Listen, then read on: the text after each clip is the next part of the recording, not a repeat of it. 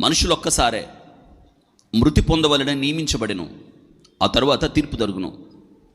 అలాగున క్రీస్తు కూడా అనేకుల పాపములు భరించుటకు ఒక్కసారి అర్పించబడి మన కొరకు కనిపెట్టుకున్న ఉన్నవారు రక్షణ నిమిత్తం పాపం లేకుండా రెండోసారి ప్రత్యక్షమవును.